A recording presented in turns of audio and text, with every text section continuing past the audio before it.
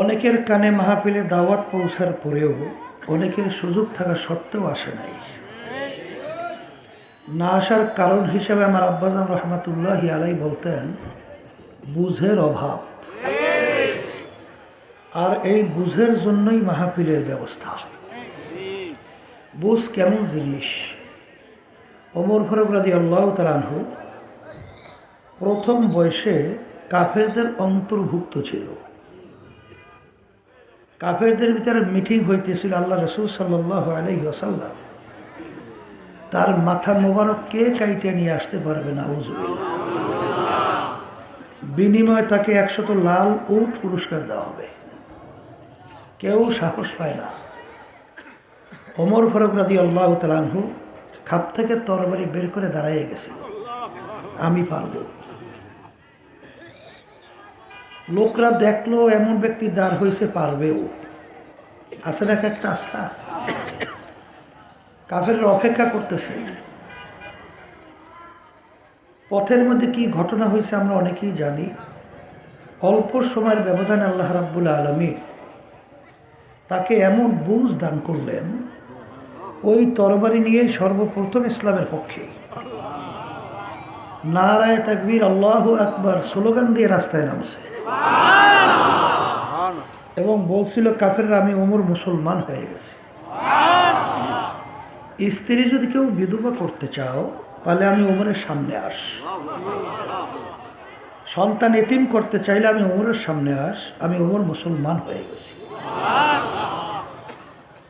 একটু আগে যে কাফেরদের ভিতরে একজন লিডার ছিল, অল্প সময়ের ব্যবধান আল্লাহ রাব্বুল আলামিন ইসলামের মধ্যে একজন নেতা বানিয়ে দিচ্ছে। কাফেরদের অন্তর্ভুক্ত যখন ছিল তখন তার চক্ষু দুইটা ছিল। পরবর্তীতে যখন মুসলমান হয়ে গেল অল্প সময়ের ব্যবধান, তখন চক্ষু দুইটা না বেশি হয়েছে? হাতের দিক থেকে পার্থক্য ছিল, পায়ের দিক থেকে? তাহলে একটা জায়গায় পার্থক্য হয়েছে। ওই জায়গাটা এর উপরে ভিত্তি করেই মানুষের দাম বাড়ে এবং কমে, এবং ওইটার উপরে ভিত্তি কইরা যাজা সাজা, পুরস্কার তিরস্কার, ওইটার উপরে নির্ভর করেই আল্লাহ ঘোষণা করছে। ওই কলবের, ওই গোশতের টুকরার নাম হলো কলব। কথা বোঝেন না? আর এই কলবকে ভালো কইরে আমাদেরকে দুনিয়া থেকে বিদায় নিয়ে কবরে যাওয়া লাগবে। কারণ আল্লাহ রাব্বুল আলামিন বেহেশতে যাওয়ার ব্যাপারে শর্ত লাগাইছেন, ইল্লা মান আতাল্লাহা বিকলবিন সালিম।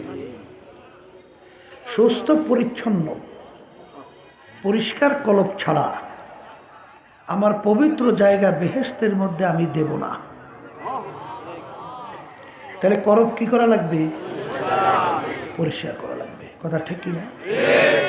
আল্লাহ রাব্বুল আলামিন তার রাসূলকে দুনিয়াতে পাঠাইছেন। পাঠানোর কারণের ভিতরে একটা হলো আয়ুযাক্কিহিম। আল্লাহ রাসূল সাল্লাল্লাহু আলাইহি ওয়াসাল্লাম তার উম্মতদের আত্মশুদ্ধি করাইবে। কোরআনুল কারীমে আল্লাহ রাব্বুল আলামিন এক সূরার ভিতরে প্রায় 9টা কসম করার পরে বলছেন, ক্বাদ আফলাহা মান যাক্কাহা ওয়া ক্বাদ খাবা মান দাসসাহা। যারা ওই গোশত নামক কলব আত্মাকে পবিত্র করতে পারবে তারাই নাজাত পেয়ে জান্নাতে যাবে। এখন এই কলব পরিষ্কার করা ফরজ না? কথা বলে ফরজ না? এই কলবের উল্লেখযোগ্য 10টা রোগ। 1 নম্বর রোগের নাম হলো তাকাব্বুরি। আমি বড়, আমি ভালো, আমি পীরের দিক থেকে বড়, আমি টাকার দিক থেকে বড়, ক্ষমতার দিক থেকে বড়, বংশের দিক থেকে বড়, সম্মানের দিক থেকে বড়, শিক্ষার দিক থেকে বড়, জ্ঞানের দিক থেকে বড়। হাদিসের মধ্যে আসে, আল্লাহ রাসূল সাল্লাল্লাহু আলাইহি ওয়াসাল্লাম বলছেন, যার যাররা পরিমাণ তাকাব্বুরি থাকবে সে বেহেশতের ঘেরানো হবে না। নাউযুবিল্লাহ। তাকাব্বুরি হলো মালিকের খাস পোশাক, আল কেব্রু রেদাই। এটা বুটে আল্লাহ সহ্যই করে না। ইবলিস শয়তানের নাম শুনছেন? হাজার হাজার বছর ইবাদত করছে,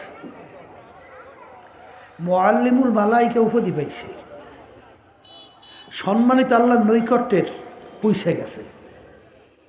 কিন্তু রোগ কিন্তু একটা ভিতরে ছিল, আমি ভালো আদমের চেয়ে, আমি ভালো, আনা খায়রুম মিনহু খলাকতানি মিন নার ওয়া খলাকতাহু মিন তিন, আমি আদমের চেয়ে ভালো। চিরতরে জাহান্নামের হুকুম দিয়ে আল্লাহ বের করে দিয়েছে। আমি আমার বাজানদেরকে জিজ্ঞাসা করি, শোনেন, এইটা বোঝার জন্য ওই ঘটনা, রয়্যাল বেঙ্গল টাইগার বাঘের নাম শুনছেন না? চিতা বাঘের নামও তো শুনছেন, মাইজা বাঘ। আর পাতি শ্রীগাল তো আমরা দেখি, তিনটে একত্রিত হয়েছে, শিকারও করছে, তিনজনে মিল্লা শিকারও পাইছে তিনটাই। কয়টা? একটা গাধা, একটা কি, আর একটা হরিণ, আর একটা খরগোশ। এখন বড় বাঘ বলতে আছে চিতাবাঘকে বন্টন কর। গোশের ভিতরে সবচেয়ে মজার গোশ তো হরিণের গোশ। চিতাবাঘ চিন্তা করলো ওইটা আমার ভাগে রাখা লাগবে, বুদ্ধি করতে হবে কিভাবে রাখা যায়। এখন বুদ্ধি একটা বের করছে, ঠিক শরীর অনুযায়ী বন্টন, শরীর। এখন বাঘের শরীর বড়, বলতেছে মহারাজ আপনার শরীরও বড়, গাদাটাও বড়, ওইটা আপনার বাঘে। আর আমার শরীরও মেজো, হরিণটাও কি মেজো, ওইটা আমার বাঘে। আর পাতি শ্রীগাল ছোট, খরগোশ ছোট, ওটা ওর বাঘে। কি বন্টনে বাঘ খুব খুশি হয়েছে না? খুশি হয়েছে, মেজাজ গরম। গ্রামে কথা আছে, মাথার রক্ত পায়, পায়ের রক্ত মাথায়। রাগ হয়ে এমনভাবে থাবা মারছে, ওর চোখটুক বাইরেই গেছে, থর থর করে কাঁপতে আসছে। ওরে খবিস, তোর এত বড় সাহস, তুই কৌশল করে হরিণী গোশ খাবি? খাওয়াইয়া দেবো, জবর খাও। জবর খাওয়ানো থাবাও মারছে। এখন বলতেছে পাতি শ্রীগালকে বন্টন কর। পাতি শ্রীগাল চিন্তা করছে, এক থাবায় চোখ বেরিয়ে গেছে, আবার যদি বেকায়দায় বন্টন করি আবার তো রুহুই শেষ। এখন বন্টন করে, মহারাজ আপনার ভোরের জন্য নাস্তা হইল খরগোশ, আর আপনার দুপুরের খানার জন্য হইল হরিণ, আর আপনার রাত্রের খানা গাদা। 13টা কার বাগে? 13টা বাঘের বাগে। বাঘ খুশি না বেজার? এখন বলতেছে এত সুন্দর বন্টন তোরে শিখাইছে কেনা? কল ওই থাবায় শিখাইছে। জোরে আসবেন না, কে শিখাইছে? থাবায়। তখন বাঘ খুশি হয়ে বলতেছে, তুই যখন আমার বরত্ব প্রকাশ করলি, যে আমি তোর উপরে খুশি হয়ে গেছি, যা আমার কিচ্ছু লাগবে না, সব তোকে দিয়ে দেব।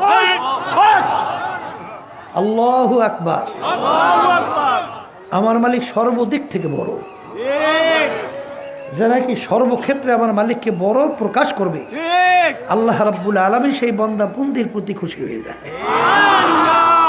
এই জন্য হাদিসে কুদসির ভিতরে আছে, আনা ইনদা মুনকাসারাতিল কুলুব, আমি যেই বন্দাবন্দির দিলটাকে নিচু করবে, নিজের দিলটাকে ভাঙবে, নিজে গুনাহগার মনে করবে, নিজেকে নিজে ছোট মনে করবে, আমার রহমত গড়াইয়ে গড়াই সেই বন্দাবন্দির প্রতি বসবে। স্বাভাবিক তো একটা নিয়মই আছে, উঁচা জমিনে পানি জমা হয়, গড়াইয়ে গড়াইয়ে জমা হয় নিচু রাউগা জমিনে কোনোদিন ফসল হয় না। জমিনে ফসল হওয়ার জন্যে জমিন নরম লাগবে, কথা ঠিক কিনা? এই জন্য আমার বাজানদেরকে বলবো, আমি ভালো, আমি বড়, এইটা বলার শক্তি দুনিয়ার কোনো মানুষের নাই। আছে? এই গুনাহ করে না এরকম লোক আছে কিনা? যদি কেউ বলে আমি গুনাহ করি নাই, সে তো ঠিক বলে নাই, মিথ্যা। কারণ আল্লাহ রাসূল সাল্লাল্লাহু আলাইহি ওয়াসাল্লাম বলেন, কুল্লুকুম খাত্তাউন, তোমরা সবাই গুনাহগার, গুনাহগার ছাড়া কেউ নাই। নবীরা ছাড়া সবাই কি গুনাহগার, নবীরা মাসুম, নবীরা কি মাসুম, কারণ ডাইরেক্ট তার আল্লাহর হেফাজতের ভিতরে ছিল, কথা ঠিক না? যাই হোক, আল্লাহ রাসূল সাল্লাল্লাহু আলাইহি ওয়াসাল্লাম বলছেন না যে সাহাবারা প্রত্যেকের জন্য ভিন্ন একটা শয়তান নির্ধারণ করা। সাহাবা কেরাম বলেন, আল্লাহ রসুল আপনার জন্য একটা শয়তান নির্ধারণ করা আছে? আল্লাহ রসুল সাল্লাল্লাহু আলাইহি ওয়াসাল্লাম বলছেন, হ্যাঁ আমার জন্য শয়তান একটা নির্ধারণ করা আছে, কিন্তু ওয়ালাকিন আসলামানি, ওইটা আমার কাছে আত্মসমর্পণ করছে। কিন্তু আপনার আমার শয়তান আত্মসমর্পণ করছে কার কার কাছে? করছে? তাহলে আমরা সবাই কি বলেন না? আচ্ছা, গুনাহ মাফ হয়ে গেছে এরকম সার্টিফিকেট গ্যারান্টি পাইছেন কে? পান নাই? তাহলে আমি ভালো, আমি বড় পীর, আমি অমুক টমুক সমুক, এইটা বলার শক্তি কারো আছে? এই জন্য আল্লামা জিলি রহমাতুল্লাহি আলাইহি লেখছেন, কবরে যাইয়া মাপ পাওয়ার আগ পর্যন্ত নিজেকে নিজে একটা শুয়ারের চেয়ে ভালো মনে করা যায় না। এই জন্য দেখবেন আল্লাহর ইতিহাস, ওমর রাদিয়াল্লাহু তাআলা আনহু রাস্তা দিয়ে হাঁটতেন, অনেক সময় ফেজা কুটা নাড়া হাতের ভিতরে উঠাইয়া দুই চোখের পানি ফেলাইয়া কাঁদতেন আর বলতেন, ফেজা কুটা নাড়া, তুই আমার চেয়ে অনেক ভালো, কারণ তোর জন্য হিসাব নাই, নিকাশ নাই, বেহেশত নাই, জাহান্নাম নাই, কিন্তু আমি তো মানুষ, আমার তো আল্লাহর সামনে দাঁড়াই হিসাব দেওয়া লাগবে। এই জন্য আল্লাহর ওলি দোয়া করতেন, হিসাবাই ইয়াসির, মালিক আপনি আমাকে এমন হিসাব নেন, এই বান্দা বান্দি কি নিয়ে আসছো, মালিক সাধ্য অনুযায়ী চেষ্টা করছি, যা। এর নাম কি? হিসাবাই সহজ হিসাব। আর যদি ধরিয়ে বসে এইটা করছো কা, এইটা করছো কা, আর উপায় নাই। কথা ঠিক কিনা? এই জন্য নিজেকে নিজে কি মনে করা লাগবে বলেন না? এই বড় পীর আব্দুল কাদের জিলানী রহমাতুল্লাহি আলাইহি নাম শোনেন না? রওনা করছে রাস্তায়, কুকুরের জবান খুলে গেছে। কুকুর বলে, বড় বিশ্ব হুজুর বলেন আপনি ভালো না আমি কুত্তে ভালো? বড় বিশ্ব হুজুর চিন্তা করছি এখন কি করবো, যদি বলে কুকুর তুই ভালো, এর তো আল্লাহর কালামের উল্টো হয়। আল্লাহ বলছেন ওয়ালাকাদ কাররামনা বানি আদম। আর যদি বলি কুকুর তুই খারাপ আমি ভালো, তাহলে তো আমার ভিতরে আনানিয়া চলে আসবে। এখন কি বলবে? কিং কর্তব্য বিমূঢ়। আল্লাহ রাব্বুল আলামিন ভিতরে প্রশ্নের উত্তর পয়দা করছে, বলতেছেন কুকুর শোন, কিয়ামতের ময়দান আল্লাহ যদি আমাকে মাফ কইরা দেয়, তোর সে আমি অনেক ভালো। আর যদি মালিক আমাকে মাফ না করে, যদি জাহান্নামের শিকল লাগিয়ে বসে, তুই আমার সে অনেক ভালো। কথা ঠিক না ভাই? ঠিক।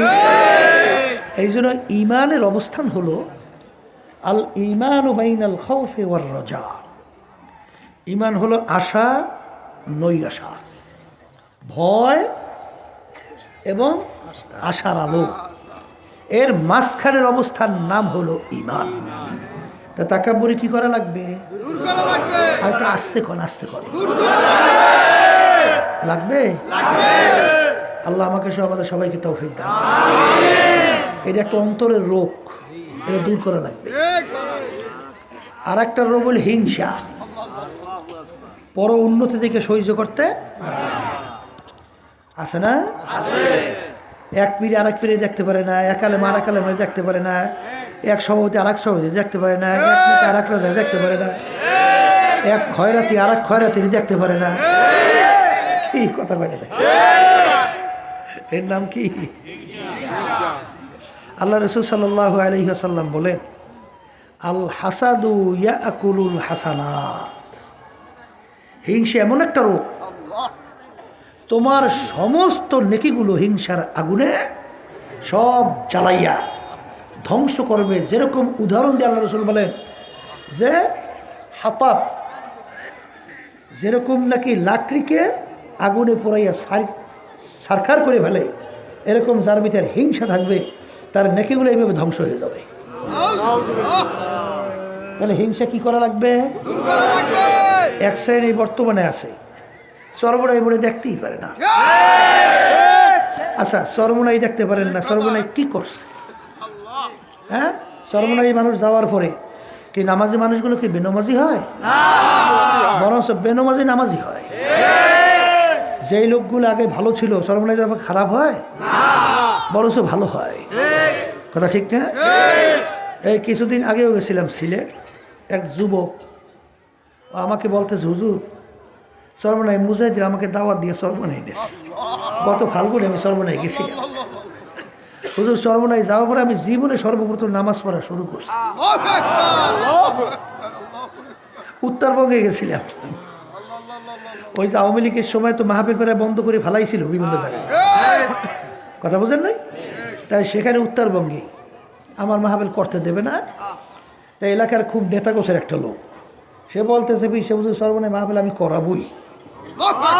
ওই আল্লাহর বান্দা জোর করে মাহফিল করাইস। এখন সে বলতেছে, মানে আমাদের বয়ানের আগে মাইকে বলতেছে, সর্বনাই কি পরিচয় দেয়, বলতেছে যে আমি সর্বনাই যাওয়ার পরে আমার জীবনে সর্বপ্রথম পশ্চিমে সেজদা দিছি। এর আগে জীবনে আমি পশ্চিমে সেজদা দিই নাই। যাওয়ার পর খারাপ হয়েছে না ভালো হয়েছে? হ্যাঁ, তাইলে সর্বনাই লোক গেলে আলহামদুলিল্লাহ ভালো হয়। তাই সেখানে তুমি দেখতে পারো না কেন? কি করো না? তাই হিংসা যদি তুমি করো, ক্ষতিটা তো তোমার। কেন আল্লাহ যদি সর্বনাইকে কবুল করে, তুমি কি করবা? কেউ কিছু করতে পারে? যেই বাতি আল্লাহ জ্বালায় সেই বাতি নিবায় কে? কেউ পারবে না। এই জন্য এইটা একটা অন্তরের রোগ, এটা দূর করা লাগবে, এই হিংসা। আর একটা রোগের নাম বলে হব্বে যা হব্বে মাল, মালের মহব্বত, সম্মানের মহব্বত, পদের মহব্বত, দলের মহব্বত, ক্ষমতার মহব্বত যার ভিতরে থাকবে। আল্লাহ রাসূল সাল্লাল্লাহু আলাইহি ওয়াসাল্লাম বলেন, হুব্বুদ দুনিয়া রাসু কুল্লি খতিয়াতি, সমস্ত গুনার মূলই হলো এই দুনিয়ার মোহ। এই দুনিয়ার মোহের কারণে আজকে যত গন্ডগোল, এই যত মারামারি, কাটাকাটি, খুনা খুনি, কি কারণে? দুনিয়ার লোভে। কথা বলেন না? এই যে 5ই আগস্ট, জুলাইয়ের কিছুদিন হাজার হাজার মায়ের কোল খালি হলো। এই যে করলো কিসের জন্য? ক্ষমতার জন্য। কথা ঠিক না? আমার বাজানদেরকে আল্লাহ রাসূল সাল্লাল্লাহু আলাইহি ওয়াসাল্লাম বলে, সমস্ত গুনার মূলই হলো এইটা, সমস্ত গুনার মূল। এই জন্য আমার বাজানদেরকে বলবো, শোনেন, এই হুব্বুদ দুনিয়ার কারণে অনেক মুসলমান, আরে সরমনের অনেক মুজাহিদ, যারা মানব রচিত তন্ত্রমন্ত্র কুফুরি বাস্তবায়নের জন্য চেষ্টা করে, চরমনায়ের মুজাহিদ দাবি করি অনেক সময় আজকেও আমাকে বলতেছিল, হুজুর আমাদের চরমনায়ের মুজাহিদ নাম দিয়ে এই বিভিন্ন কাজে তাদের থেকে টাকা নেস। নাউজুবিল্লাহ। আর তো তুমি চরমনায় গেছো খাবা স্যার, চরমনায় তোমার পাউদরি কেউ নেয়? হ্যাঁ, তোমার অনেক শিকল দিয়ে আটকাই কেউ বাঁধে নেয়? তাহলে তুমি চরমনাই, তুমি যখন দুনিয়াদার হবাই, তোমার যখন দুনিয়ার লালসা, বিভিন্ন টাকা পয়সা লাগবে, তোমার ক্ষমতা লাগবে, সম্মান লাগবে, তাহলে অনেক রাস্তা পথ আছে না? তা তুমি সর্বনাই যাও কা? সর্বনাই যে সর্বনাই বদনাম তুমি কেন করো? মনে রাখো, আল্লাহর কুতুবদের রুহানি বদদোয়া কিন্তু লেগে যাবে। খবরদার, তোমার মন ভালো লাগে না, তুমি সর্বনাই যাইও না। তোমার থেকে বাইন্দে সর্বনাই না, কিন্তু সর্বনাইয়ের লেবাস সুরত লাগাইয়া, সর্বনাইয়ের এই পরিচয় দিয়া তুমি যদি কাজ করো সব ইসলামের বিরোধী, শরিয়া বিরোধী, এবং চরমনাই তরিকার মুরব্বীরা যে আপনাদেরকে হুকুম দেয়, কোরআন হাদিস অনুযায়ী দেয় না, না বাহিরে দেয়? যখন দেবে তখন তো সরিয়ে যাওয়া উচিত। কথা ঠিক কিনা? তাহলে এইটা হয় কেন, করে কেন? আমার বিভিন্ন ব্যাখ্যাও দেবে, ব্যাখ্যাও দেয়। আরে ব্যাখ্যা এক জিনিস, কিন্তু আল্লাহ রাব্বুল আলামিন বলেন, ইন্নাল্লাহা লা ইয়ানজুরু ইলা সুওয়ারিকুম ওয়া আ'মালিকুম ওয়ালাকিন ইয়ানজুরু ইলা নিয়াতিকুম ওয়া কুলুবিকুম আও কামা ক্বালা আলাইহিস সালাতু ওয়াস সালাম। আল্লাহ রাব্বুল আলামিন তো তোর দিলের দিকে তাকাইয়া, আল্লাহ তো শুধু বাহ্যিক আমলটাই দেখে না, আল্লাহ তো অন্তরের দিকে তাকাই থাকে, তোর দিলের অবস্থানটা কি। কথা ঠিক না? এই মোহের কারণে, দুনিয়ার এই সম্পদ, টাকার কারণে, সম্মানের কারণে, ক্ষমতার কারণে, এই বিভিন্ন দলের মহাব্বতের কারণে অনেক অংশে আল্লাহর হুকুম রসুলের তরিকার বাহিরেও কাজ করতে দ্বিধা করে না। কথা ঠিক কিনা? আমার বাজানদেরকে বলবো, পর্দা আলে মা বোনরা তারা শুনতেছেন, দুনিয়ার মোহ এত ভয়াবহ। আবু জাহাল নাম শুনছেন? ওর যখন মাথা কাটতেছে তখন বলতেছে, আবু জাহাল আমার মাথার একটু বড় করিয়া কাটো। এই আশ্চর্য কথা না? ওরে মারতেছে, এই সময় মাথা বড় ছোট দিয়ে করবে কি? জিজ্ঞাসা করে, কি ব্যাপার তুমি মাথাটা বড় করে কাটতে কখনো? কলে মানুষ এই যে কল্লাটা দেখলে, কল্লা বোঝেন তো, এই মাথা দেখলে যেন বোঝে নেতা আর কল্লা। কথা বোঝেন তো কিছু? শোনেন, এই দুনিয়ার মোহ কি, কত বড় ভয়াবহ। আব্বাজান একটা উদাহরণ দিয়ে বলতেন,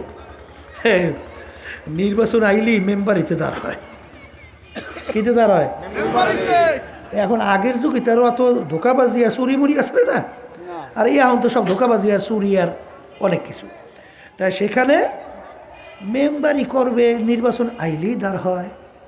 ওদিকে তো জমি জমা প্রায় বিক্রি শেষ। এখন ঘরে বাজারাদিও ঠিক মতো চলে না। এখন স্ত্রী বলতেছে, ব্যাপার কি?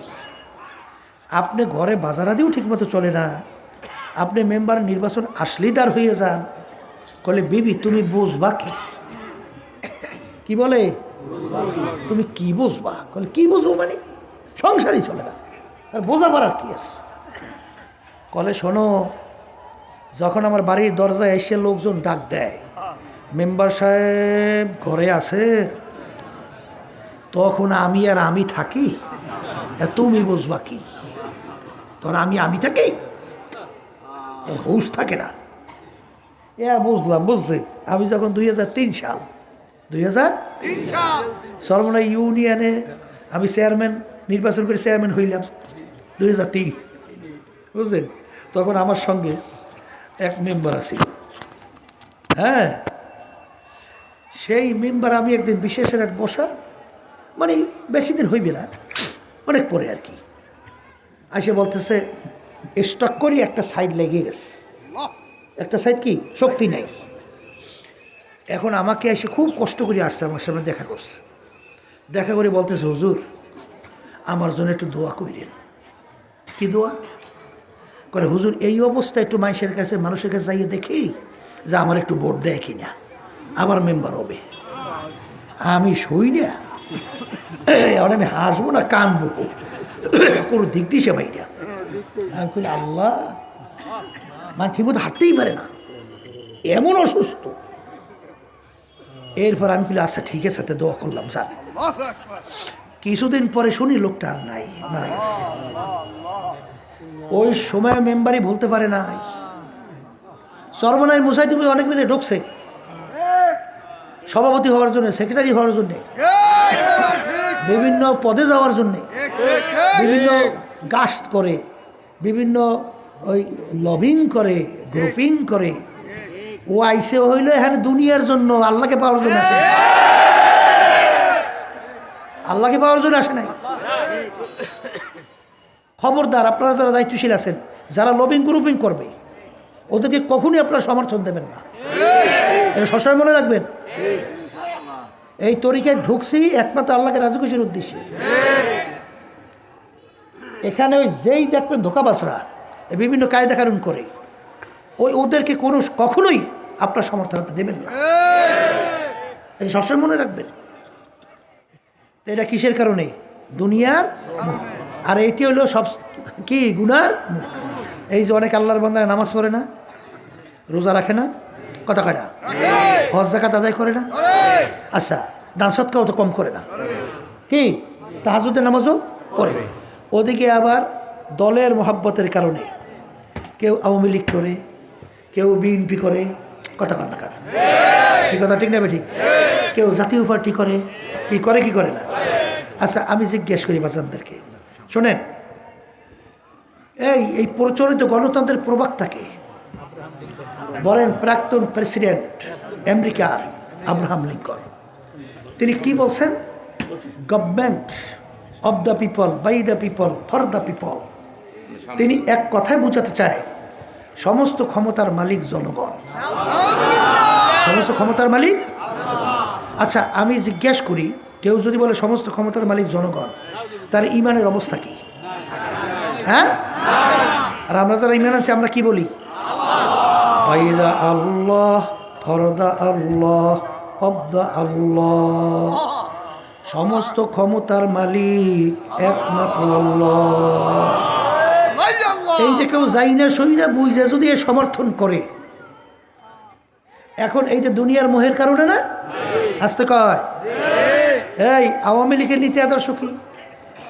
এই গণতন্ত্র, এই এর লগে আর একটা আবার দেশে সমস্ত এই ধর্মনিরপেক্ষতাবাদ, কথা ঠিক আছে? এই ধর্মনিরপেক্ষতাবাদের ব্যাখ্যা কি? নিরপেক্ষ কোনো ব্যাখ্যা নাই, মানে নিরপেক্ষ কোনো পক্ষে নাই। নিরপেক্ষ কি? মারিবাস যে দুই দল, একটা লোক পাশ দিয়ে যায়, এখন ওই যারা মারামারি করে ধরিয়ে তো মার শুরু করছে, বলে ভাই আমার মাইরে টেল না, আমি কিন্তু পক্ষের না, আমি কিন্তু নিরপেক্ষ। কথা হয় না? আমি দুই দলের এক দলেও নাই, এর নাম কি? আচ্ছা, আমি আমার বাজানদারকে বলি, আচ্ছা বলেন তো, যার একটু বয়স হয়েছে সে কি কোনোদিন নিরপেক্ষ হয়? একটু বলেন বলেন বলেন। এই যদি একজন হিন্দুকে আপনি জিজ্ঞেস করেন আপনি কে, বলবে আমার নাম কৃষ্ণ, আমার ধর্ম হইল হিন্দুত্ববাদ, আমি একজন হিন্দু। পক্ষে হয়েছে না বিপক্ষে? না নিরপেক্ষ হয়েছি। এই খ্রিস্টান, তোমার নাম কি? বলে আমার নাম জর্জ ডব্লিউ বুশ। বলে আমি একজন খ্রিস্টান, আমার ধর্ম হইল খ্রিস্টবাদ। বলে তুমি কেনা? বলে আমি রেজাউল করিম, আমি একজন মুসলমান, আমার ধর্ম হলো ইসলাম। পক্ষ না নিরপেক্ষ? হ্যাঁ, নিরপেক্ষ হয় যারা ধর্ম কর্ম মানে না। এর জন্য ওই দলীয় এক নেতা বলছিল আমি হিন্দু না, আমি মুসলমানও না। এটা কথা বোঝা লাগবে। কিন্তু আমার বাজানদেরকে বলবো, পর্দা আলে মা বোনদেরকে বলবো, এরপরে নামাজ পইরা, রোজা রাইখা, হজ কইরা, কপালে দাগ পইরা, তারপরে এই বিভিন্ন দুনিয়ামুখী এই মানব রচিত আল্লাহ বছর আজ তানিবুত তাগুত, তোমরা তাগুত থেকে পরহেজ করো, তারপরে এর সাথে জড়াই থাকে না? কির কারণে? কন্যা কির কারণে? শোনেন, কিয়ামতের ময়দানে যেদিন অন্য কোনো ছায়া থাকবে না, একমাত্র আল্লাহর স্পেশাল আরশের ছায়া ছাড়া, সেদিন 7 প্রকার লোককে আল্লাহ ডাইকে তার স্পেশাল আরশের ছায়া দেন না। কয় প্রকার? কয় প্রকার? এর ভিতরে এক প্রকার হুব্বু ফিল্লাহ বুগযু ফিল্লাহ, যারা মোহাব্বত রাখবেও আল্লাহর রাজি খুশির জন্যে, আর মোহাব্বত ছাড়বেও আল্লাহর রাজি খুশির জন্যে। এই প্রকার লোককে আমার মালিক ডাইকে তার স্পেশাল আরশে ছায়াদান করবে। আমিনু কামা আমানান নাস। আল্লাহ রাব্বুল আলামিন বলেন, তোমরা ঈমান আনবা, ঈমানের ধরনটা কেমন হবে? ঈমানের ধরন কেমন হবে? আল্লাহ রাব্বুল আলামিন বলেন, সাহাবায়ে কেরাম যেভাবে ঈমান আনছিল। কারা কারা? মুখ খুলে বলে, সাহাবায়ে কেরামদের ঈমানের ধরন কেমন ছিল? আবু বকর সিদ্দিক রাদিয়াল্লাহু তাআলা আনহু, তিনি মুসলমান হয়ে গেল, তখনও তার ছেলে মুসলমান হয় নাই।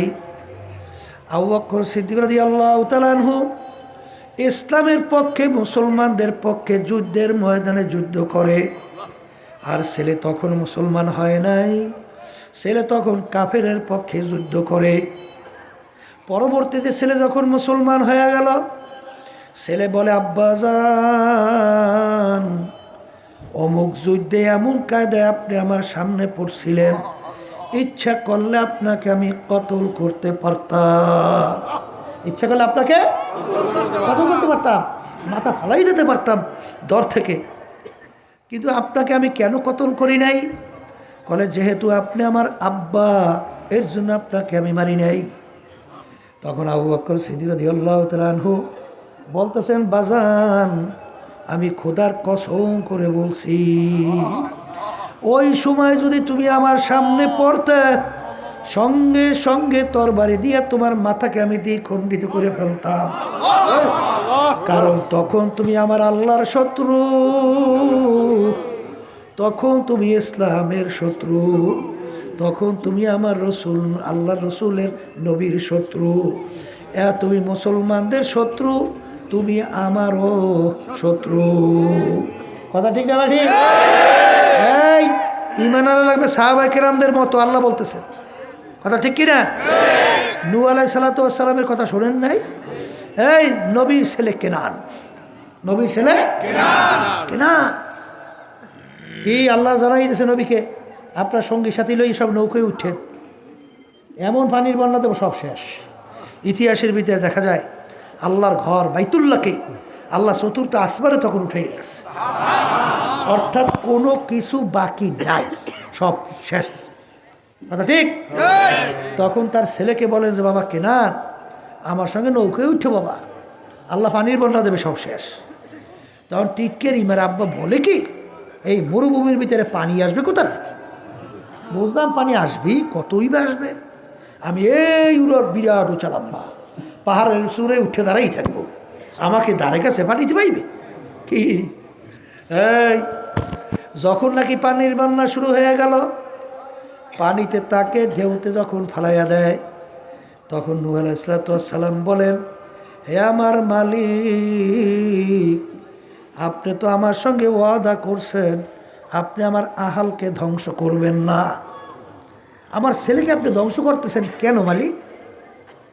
আল্লাহ রাব্বুল আলামিন বলে, হে নূহ লাইসা মিন আহলি, কেনান তোমার ছেলে হতে পারে, কেনান তোমার আহাল না।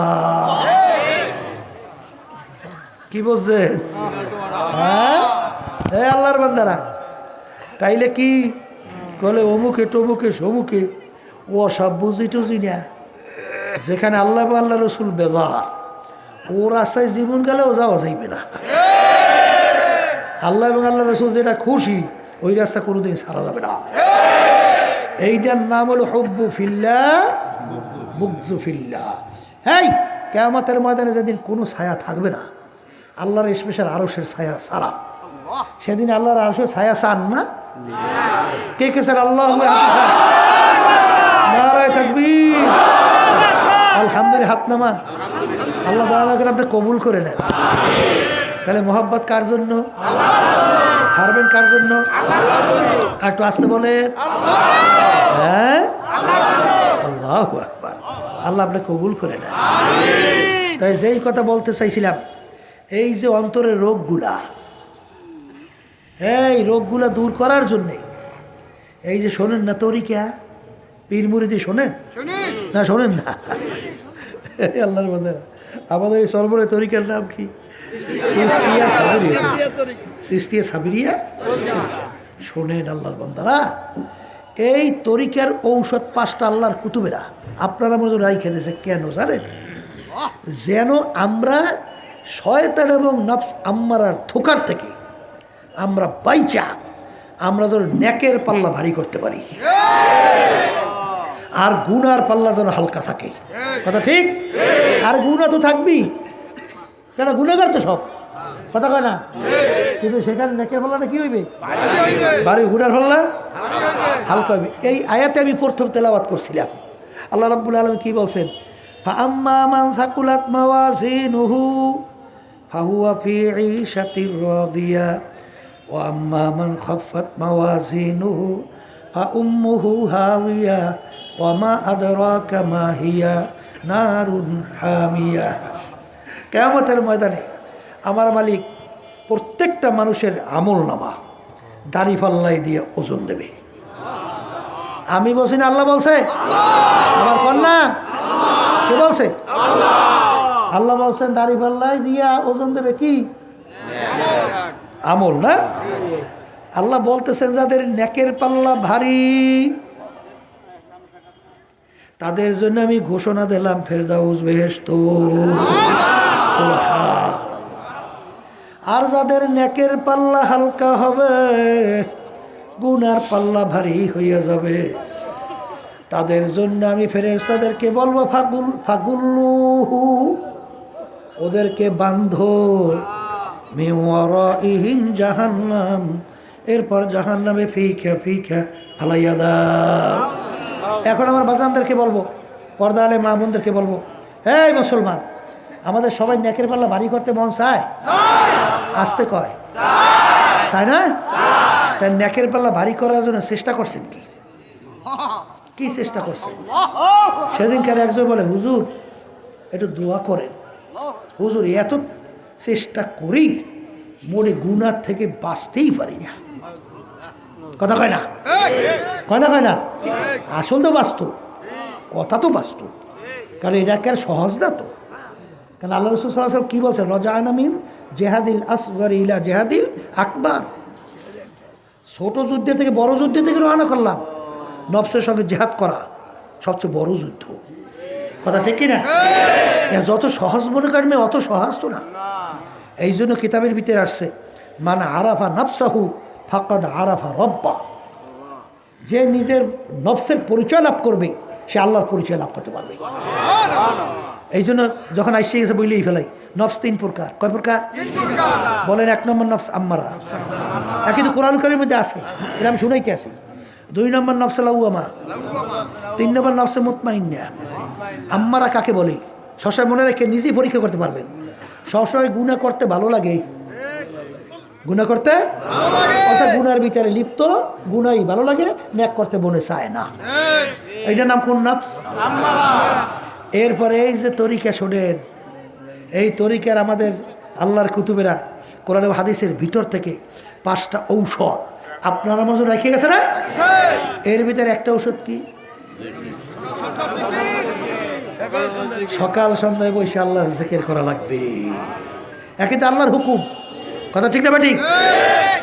এই 5টা ঔষধ যদি ঠিক মতো আল্লাহর ফজলে পালন করতে পারেন, দেখবেন দিনের দিন আপনার নফস আম্মারা থেকে পরিবর্তন ঘইটা একসময় আল্লাহর রহমতে নফসটা নফসে লাওয়ামায় পরিণত হয়ে যাবে। নফসে লাওয়ামা কাকে বলে? গুনাহ করার সময় চুপ থাকে, আর গুনাহ হওয়ার পরে ভিতরে আফসোস তৈরি হয়, এই গুনাহটা করলাম কার, এই গুনাহটা করলাম কার, এই গুনাহটা করলাম কার। এইটার নাম কোন নফস?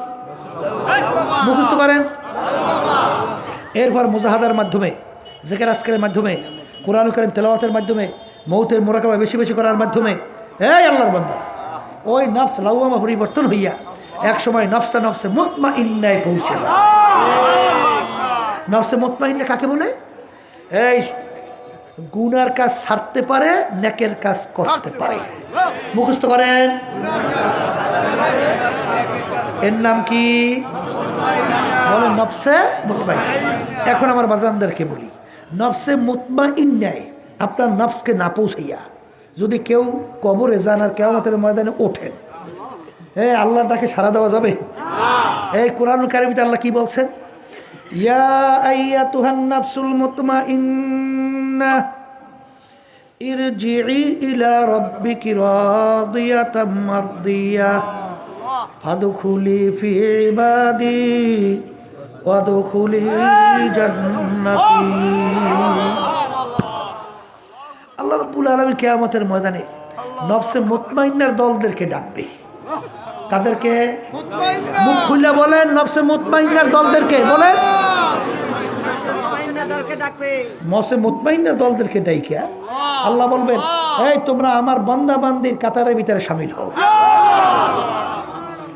এরপরে আবার বেহেশতে ঢুকে যাও। এখন আমার বাজানদেরকে বলি, পর্দা আলে মা বোনরা যারা শুনতেছেন, কিয়ামতের ময়দানে যখন মালিক ডাক দেবে নফসে মুতমাইন্নার দল, আপনার নফস যদি নফসে মুতমাইন্না না পৌঁছাইয়া দুনিয়া থেকে বিদায় নিয়ে কবরে যান, তখন আল্লাহ যখন ডাক দেবে, ডাকে সাড়া দেওয়া যাবে? আসতে কয় যাবে? তাহলে যদি না যাইতে পারেন, তখন পালাটা কি হইবে? ফাগুল্লু, ওদেরকে বান্ধো নেওয়াইহিম জাহান্নাম, ওদেরকে জাহান্নামের ভিতরে ফালা। এই কথাগুলো আমার না আল্লাহ বলছে? আমি শুনাই? হ্যাঁ, এই মুসলমান বলতেই কিন্তু মন চায় গুনার থেকে ফেরবে, নেকের কাজ করবে। গুনার পাল্লা হালকা হোক আর নেকির পাল্লা ভারী হোক, এটা সমস্ত মুসলমান চায় কি চায় না? কিন্তু বাজানরা কেন পারে না? কোরআনুল কারীমের শেষ সূরার মধ্যে আল্লাহ রাব্বুল আলামিন বলেন, আল্লাযী ইউওয়াসউইসু ফী সুদুরিন নাস মিনাল জিন্নাতি ওয়ান নাস। এখানে আল্লাহ রাব্বুল আলামিন দুই ধরনের শত্রুর কথা বলছেন। এক ধরনের শত্রু হইল জিন শয়তান, বলেন। আর এক ধরনের শত্রুর কথা আল্লাহ বলছেন মানুষ শয়তান। কথা হয় না? এই কয় শত্রু পাইছে না? নেই, বলেন। এক নম্বর, দ্বিতীয় মানুষ শয়তান, আর একটা বলছি না নফসে আম্মারা শয়তান। কথা ঠিক আছে? ঠিক। এখন আমার বাজানদেরকে বলি, এই শয়তান যে তোমার আমার শত্রু, এটাকে আমি বলছি না আল্লাহ বলছেন? আল্লাহ কি বলছেন? ইন্না শাইতানা লাকুম আদুউন ফাত্তাখিযুহু আদুওয়া। শয়তান তোমাদের জাহের বাহের প্রকাশ্যে শত্রু। কি বলছে? এখন শয়তান শত্রু, শয়তান কি দেখা যায়? কেমন শত্রুতা করে? আল্লাহ রাসূল সাল্লাল্লাহু আলাইহি ওয়াসাল্লাম বলেন, কথা বললেন না, কথা বললেন না, কথা বললে কথা কিন্তু বোঝা যাইবে না। আল্লাহ রাসূল সাল্লাল্লাহু আলাইহি ওয়াসাল্লাম বলেন, আশ-শায়তানু জাসিমুন আলা কলবি বানি আদম। প্রত্যেকটা বনি আদমের কলমের মধ্যে শয়তান মজবুত হয়ে বৈশা ওয়াসওয়াসা দেয়, গুনার ভিতরে লিপ্ত করায়। কে বলছে?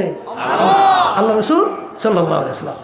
এখন আমার বাজানদেরকে বলবো, শয়তান জাহের বাহের প্রকাশ্যে শত্রু থাকে কোন জায়গায়? বলেন। প্রত্যেকটা বনি আদমের কলমের মধ্যে। কলমের ভিতরে বসে করে কি? বলেন, ওয়াসওয়াসা দেয়। এই কোরআনকারী আয়াতের ভিতরে আসছে, এই দুনিয়া এবং দুনিয়ার চাকচিক্যময় তোমার আমার সামনে এমনভাবে চাকচিক্যময়কে উপস্থাপন করে, তোমার আমার দেল মন ওদিকে ঝুঁকে যায়। এই কামটা করে শয়তান। কথা ঠিক না? ঠিক। এখন এই শয়তানের শত্রু থেকে বাঁচা লাগবে না? আল্লাহ রাসূল সাল্লাল্লাহু আলাইহি ওয়াসাল্লাম বলেন, যেই আমার উম্মতেরা আল্লাহর জিকির করবে, ওই জাকিরিনের কলমের ভিতরে শয়তান থাকতে পারে। তাই শয়তান থেকে বাঁচা লাগবে না?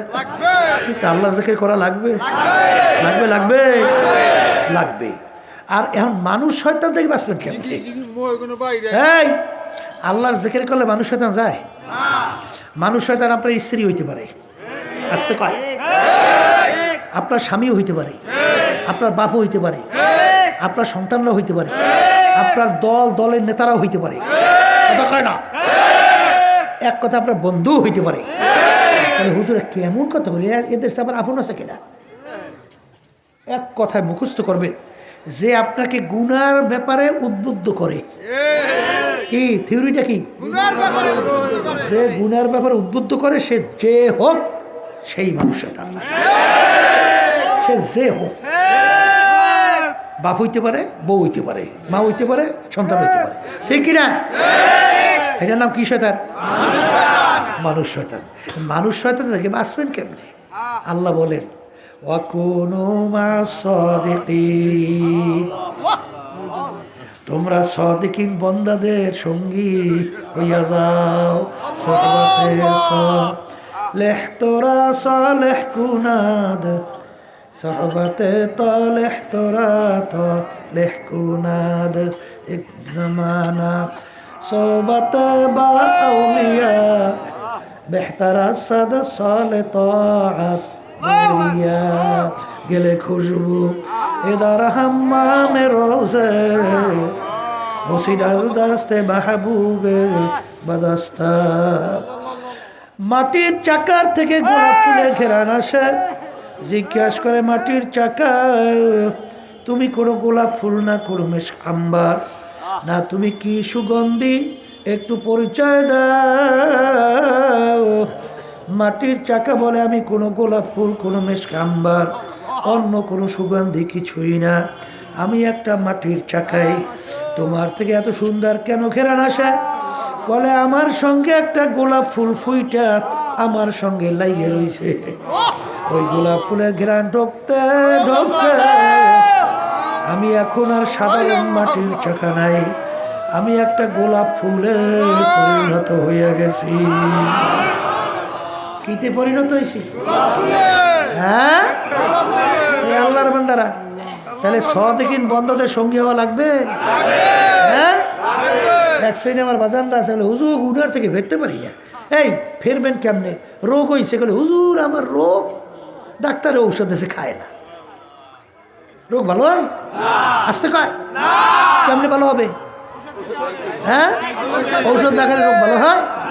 আল্লাহ বলতেছে সদিন বন্ধাতে সঙ্গী, আল্লাহর হুকুম। ওই যে পড়ছি 100 বছর আপনি নফল ইবাদত করছেন, 100 বছর কবুল হয়ে গেছে। এর চেয়েও আপনার জন্য কল্যাণ উপকার সাদিকিন বন্দাদের সঙ্গে কিছু সময় আপনি সম্পৃক্ত থাকা। কি মনে করছেন? আল্লামা জালালউদ্দিন রুমি রহমাতুল্লাহি আলাইহি তিনি বলছিলেন, খোদ মাওলানা রুমি না সদ তা গোলামে শামসুক তিবরিজি না সদ।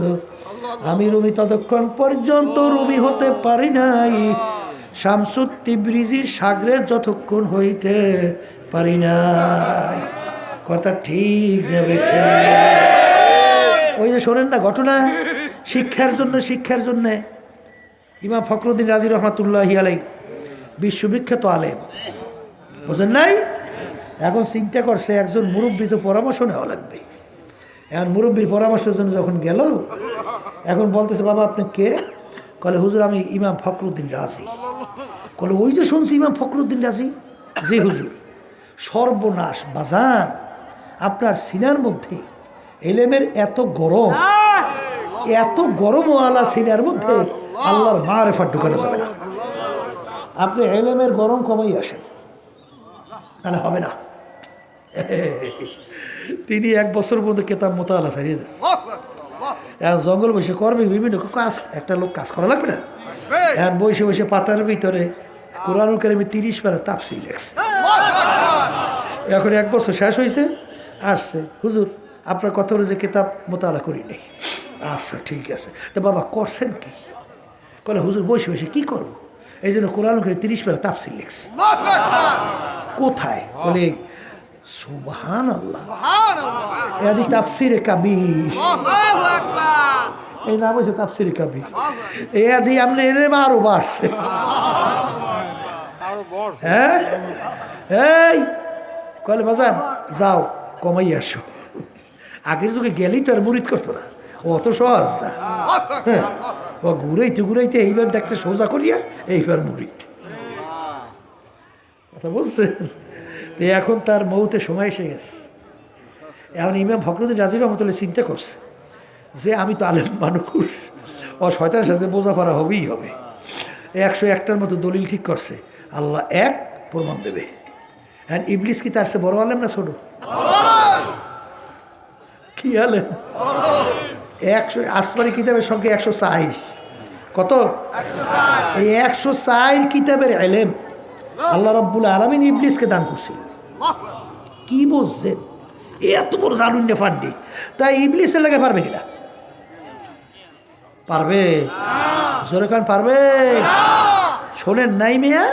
হ্যাঁ, যে ওই বড়বীর আব্দুল কাদের জিলানী রহমাতুল্লাহ যাইতে আছে, ওই উপরে মেঘ ছায়া দিতে যায়। এবার চিন্তা করছে ব্যাপার কি, আমাকে মেঘে ছায়া দেয় কেন? নবীদেরকে ছাড়া মেঘে ছায়া দেশে এরকম ইতিহাস তো নাই। আমার ছায়া দেয় ঘটনাটা কি? তিনি লা হাওলা ওয়ালা কুওয়াতা ইল্লা বিল্লাহ এইটা পরে উপরে ফুঁক দেশ, এরপর থেকে মেঘ নাই, কেটে গেছে। কী রে ঘটনা কি? এরপর থেকে বুড়ো ইয়ে সামনে দাঁড়াই, এই তুই কেডা? করে হুজুর আমি ইবলিস। বলে ওই মেঘে ছায়া দেশ না কেডা? বলে হুজুর আমি। বলে ওরে খবিস, তুই আমারে ছায়া দিয়ে আবার ধ্বংস করছিস? বলে হুজুর আজকে আপনার এলেমের কারণে বাইসে গেছেন, নাহলে খবর আছে নাই। এই পদ্ধতিতে বহু দরবেশগিরি শেষ করছি, বুঝলেন? তখন বড়বীর আব্দুল কাদের জিলানী রহমাতুল্লাহ বলেন যে ওরে খবিস, এখানেও ধোঁকা দিয়েছো। যদি এলেমেই রক্ষা করতো তাইলে তুই আগে বাঁচতি তুই, কারণ তোর এলেম তো অনেক বেশি। তাই তোর এলেমে তো তোকে বাঁচাইতে পারে নাই। আল্লাহ রাব্বুল আলামিন আল্লাহর রহমতে আমাকে বাঁচাইছে। তখন ইবলিস বলে হুজুর আসলেই আল্লাহর রহমত আপনার উপরে আছে, তাহলে এই পদ্ধতিতে অনেকেই ধ্বংস করে ফেলছি। কথা ঠিক নেবে ঠিক। এই জন্য আমার বাজানদেরকে বলছে কোন কথায় গেলাম খেয়াল নেই। আচ্ছা যাই, ফখরুদ্দিন রাজি রহমাতুল্লাহ আলাই তিনি ইন্তেকালের সময় ইবলিসের লাগে দলিল শুরু হয়ে গেছে। এখন ইবলিস এমন কায়দা নিয়ে আটকাইছে, এখন স্বীকার করা লাগে, মানে ইমান খুয়ান লাগে ওদের। এই তাদের পিসা হুজুর কি নাজমুদ্দিন কুবরা রহমাতুল্লাহ আলাই তিনি বসে উজু করতেছেন, আর ওই ঘটনাতে তাদের তো কাশ খোলা আল্লাহ রাখছেন, সব দেখতেছে। যখন নাকি দেখছে ফেল করছে, ইবলিসেরা কি করছে, ফেল। এরপরে তিনি পানি উঠাইয়াই ভিক্ষা দিয়ে বলে, হে ইমাম ফখরুদ্দিন রাজি বলো বিনা দলিলে আল্লাহ এক। তখন ইবলিস সর বিনা দলিলে আল্লাহ এক। এই কথা বলে লা ইলাহা ইল্লাল্লাহু মুহাম্মাদুর রাসূলুল্লাহ। এ কবরের যাত্রীরা, এ পর্দার আড়ালের মা বোনেরা, বাজান আমাদের কলবকে, আমাদের ওই নফসকে নফসে মুতমাইন্নায় পৌঁছানো লাগবে।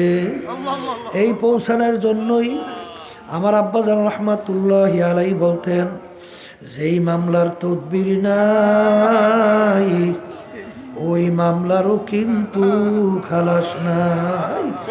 আল্লাহর ওলিদের ইতিহাস পড়লে দেখবেন বাজান তারা চেষ্টা করতে করতে কাঁদতে কাঁদতে তারপর মাওলার দরবারে আল্লাহু আকবার নিজেকে নিজের সফরদ কইরা এরপর দুনিয়ার থেকে বিদায় নিয়ে কবরে চলে গেছেন।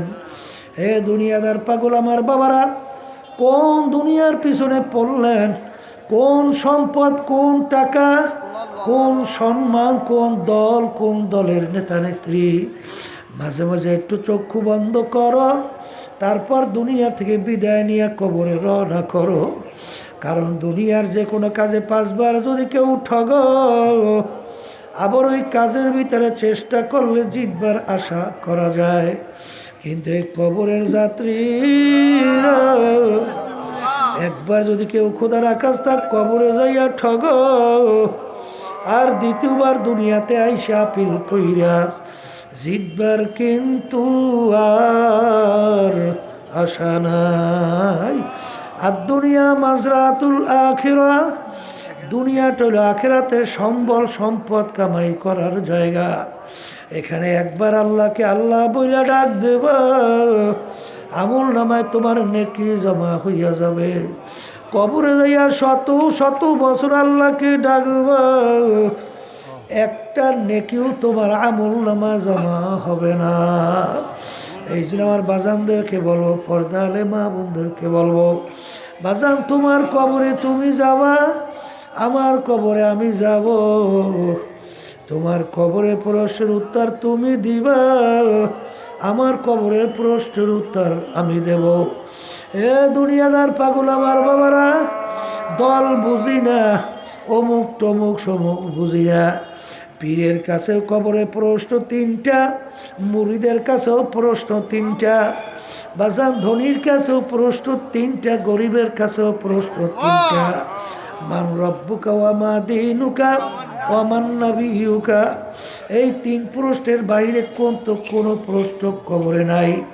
দল বুঝি না, পীর মুরিদি বুঝি না, আমাদের দরকার হলো যেই জায়গায় গেলে দিনার দিন দিল নেকের দিকে ঝুঁকবে, গুনার থেকে ফেরবে, চোখে টপ টপ কইরা পানি আসতে থাকবে।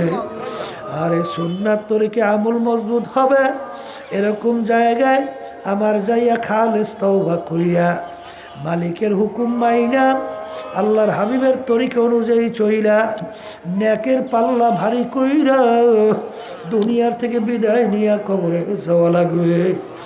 এ কবরের যাত্রীরা, বাজার আল্লাহ রাসূল সাল্লাল্লাহু আলাইহি ওয়াসাল্লাম দুনিয়ায় থাকা অবস্থায় তার কলিজার টুকরার সন্তান ফাতেমা রাদিয়াল্লাহু তাআলা আনহা তাকে ইঙ্গিত করে বলছিলেন, ইয়া ফাতেমা তানকিজি নাফসাকে মিনান নার, ও ফাতেমা রে, দুনিয়া থাকা অবস্থায় নিজে আমল করো জাহান্নামের আগুন থেকে বাঁচো। ও ফাতেমা, এরপরে অন্ধকার কবরে যে আসো। ফাতেমা যদি কবরে পরিচয় দাও আমি আখিরি জামানার নবীর মেয়ে, আল্লাহর হাবিব বলেন ফাতেমা রে, এই পরিচয় কবরে কোনো কাজ হবে না। এ কবরের যাত্রীরা যেই মামলার তদবির নাই ওই মামলার কিন্তু খালাস নাই। খাদিজাতুল কুবরা রাদিয়াল্লাহু তাআলা আনহা একদিন ফজরের পরে বৈশাখ কান্দে। ফাতেমা রাদিয়াল্লাহু তাআলা আনহা যাইয়া বলেন আব্বাজান আম্মা কান্দে। আল্লাহ নবী সাল্লাল্লাহু আলাইহি ওয়াসাল্লাম আয়েশা বলেন খাদিজা তুমি কেন কান্দো? বলেন আল্লাহর রাসূল আমি খাদিজা চিন্তা ভাবনা কইরা দেখলাম আমি যদি দুনিয়ার ভিতরে কোনো বিপদের ভিতরে পইরা যাই আমার বিপদ থেকে উদ্ধার করার জন্য আরে অনেকে দৌড়ে আসে বিপদ থেকে উদ্ধার করে, কিন্তু আল্লাহর রাসূল আমি খাদিজা চিন্তা ভাবনা কইরা দেখলাম যদি আমি দুনিয়ার থেকে বিদায় নিয়ে কবরে যাব ওই কবরে তো আমার কেউ আপন, ওই কবরে যদি আমি বিপদে পড়ে যাই ওই কবরে আমাকে কে বিপদ থেকে উদ্ধার করবে? আল্লাহ নবী বলেন খাদিজাকে আল্লাহ থামাও, আল্লাহ রসুল শর্ত মানা লাগবে।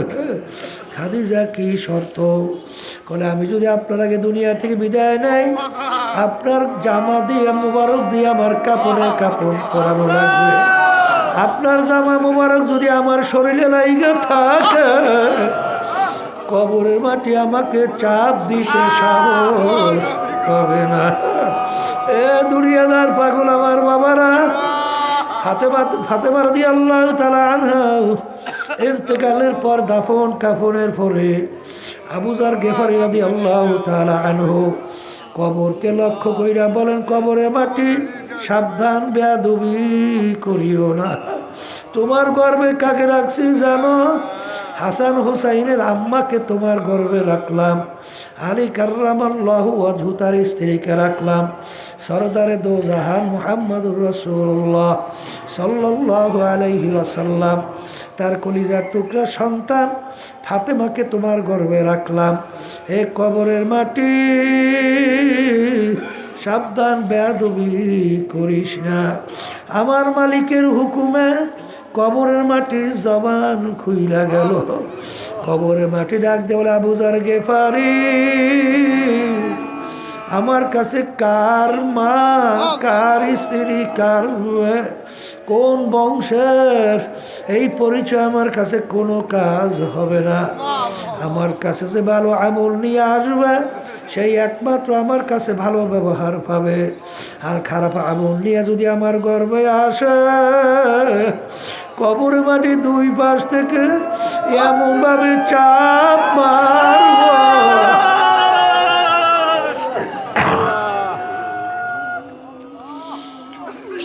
এক পাজরে হাড্ডি অন্য পাজরের মধ্যে মিশাইয়া দেব। আমার কাছে কোনো খাতির হবে না। হে নেমো খারামের দলেরা, আজকে আমার মালিকের সমস্ত নেয়ামত ভোগ কইরা তুমি আমি দুনিয়ায় বাইচে আছি। তোমার আমি যে দেখি মাওলার দেওয়া নেয়ামত চক্ষু, কত অন্ধ মানুষ তোমার আমার সামনে হাত পাইতে পয়সা চায়, এই চক্ষু নেয়ামত দিল আমার মাওলা। বাজান ব্রেন দিয়ে পড়াশোনা করলাম, ব্যবসা বাণিজ্য করলাম, বড় অফিসার হইলাম, বড় ধনী হইলাম, এই ব্রেন নেয়ামতকে দান করলো। হাত নেয়ামত পাও নেয়ামতকে দান করলো। বাতাস টানলাম ছাড়লাম নেয়ামতকে দান করলো। সূর্যের আলো ভোগ করি নেয়ামতকে দান করলো। পানির ভিতরে মাছ উড়ে খাই নেয়ামতকে দান করলো। সব নেয়ামত দান করলো আমার মালিক, আর নাফরমানি করবি আমার মালিকের। আমার মালিক বলে হে নেমো খারামের দলেরা শোন, যখন তোমার কেউ ছিল না তখন ছিলাম আমি, যখন তোমার কেউ ছিল না তখন ছিলাম আমি, এখন তোমার সব হয়েছে পর হয়েছি আমি। এ বন্দাবান্দি মনে রাখিস, আবার যখন তোমার কেউ রবে না তখন রব আমি। আমার কাছে আসতে হবে যতই ভাবো তুমি। এই নাফরমানের দলেরা আজকে দুনিয়া দল পাইয়া, দলের নেতা নেত্রী পাইয়া, টাকার গরমে, ক্ষমতার গরমে, বংশের গরমে, শিক্ষার গরমে আজকে ধরাকে সরা জ্ঞান মনে করো না, কিন্তু যেদিন কবরে যাইয়া শুবি নাফরমান ডানের দিকে তাকাইয়া দেখবে মাটি, বামে দেখে মাটি, নিচে মাটির বিছানা,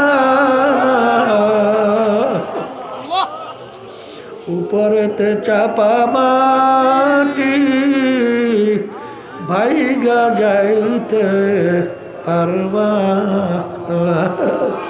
এখন নাফরমান দিক বিদিক হারাইয়া আমার মালিককে ডাকে আল্লাহ আল্লাহ আল্লাহ আল্লাহ।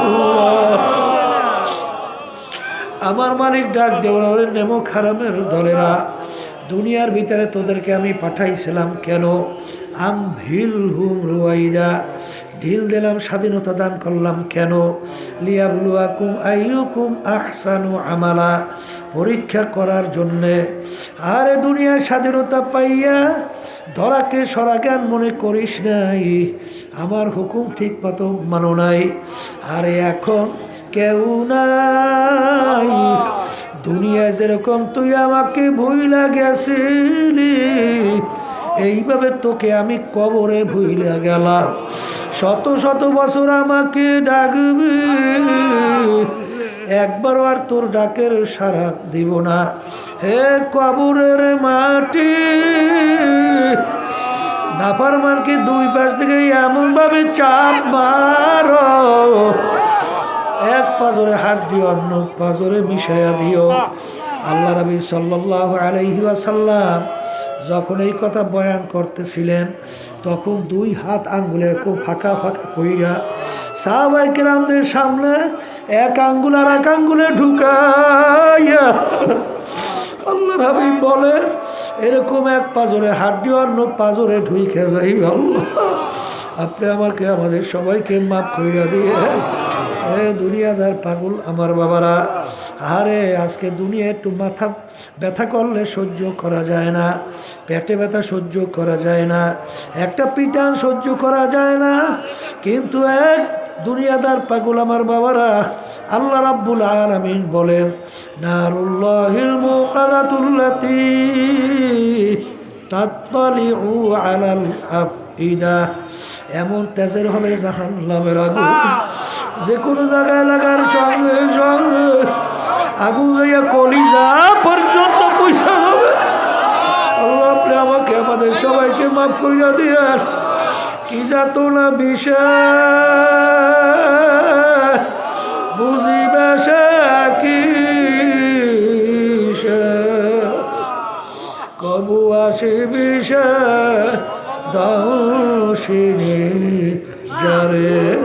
হে বড় লোক আমার বাবারা, ধনী আমার বাবারা, একটু দুনিয়ার আঙ্গুলে একটু আঙ্গুল ঢুকাইয়া দেখো, কয় মিনিট আঙ্গুল রাখতে পারবা?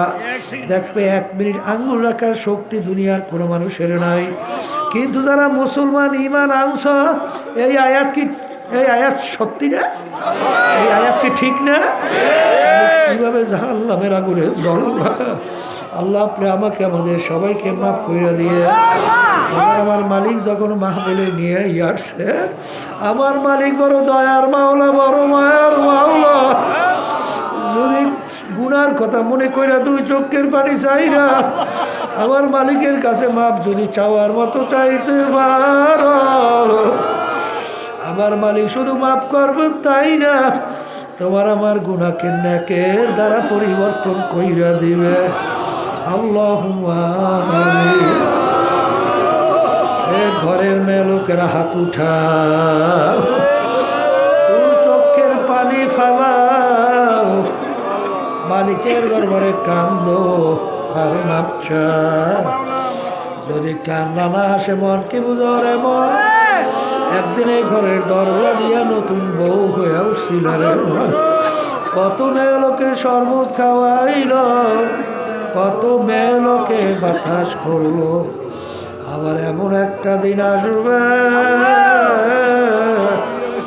এই ঘরের দরজা দিয়া মরা লাশ হইয়া বের ছেলে কানবে মা করে মে কানবে মা করে,